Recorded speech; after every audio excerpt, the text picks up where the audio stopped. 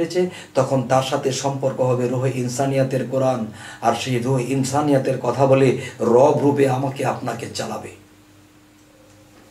হে জগতবাসী, আমার কথাগুলো শুনে আপনারা রাগান্বিত হবেন না।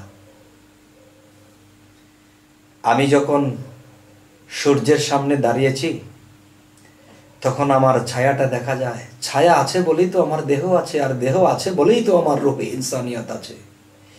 তাহলে ছায়ারূপে কাগজ কোরআন, এই কোরআন কাগজে যেহেতু আছে তাহলে দেহ কোরআন আছে, আর দেহ কোরআন যেহেতু আছে তাহলে রুহে ইনসানিয়াতের কোরআন আছে। এই রুহে ইনসানিয়াতের সাথে যারা সম্পর্ক করেছে তারা ইহকাল পরকালের খবর পেয়েছে। একটা রুহু মানুষের দেহ থেকে মৃত্যুবরণ করলে এই রুহুটা বের হয়ে কোথায় যাইতেছে তারা দেখতে পায়। এই রুহুটা কোথায় জন্ম নিচ্ছে না কোথায় কি করতেছে তা তারা দেখতে পায়। তারা বলতে পারবে জন্ম জন্মান্তরের কথা, সে কি জন্ম নিচ্ছে নাকি আল্লাহর সাথে বিলীন হয়েছে, না দোজকবাসী হয়েছে নাকি বেহেশতবাসী হয়েছে, তা তারা দেখতে পায়। আর যারা কাগজ কোরআনকেই শুধু রিচার্জ করলো তারা এ পর্যন্তই সীমাবদ্ধ, তাদের হাত আর বাড়ছে না।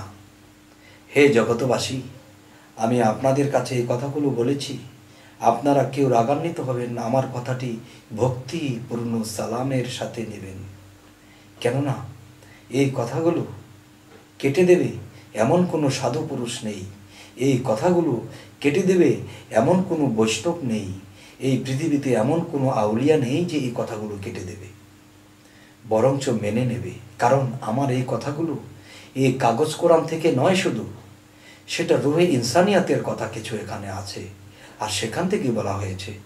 হে জগতবাসী, সকলকে আমি জানাইতেছি আমার এই কথাগুলো সুষ্ঠু জ্ঞানে বুঝে নেবেন, আমার উপর রাগ করবেন না। আজ এই কথাগুলো বলে রাখছি, সকলেই ভালো থাকবেন। আল্লাহ হাফিজ।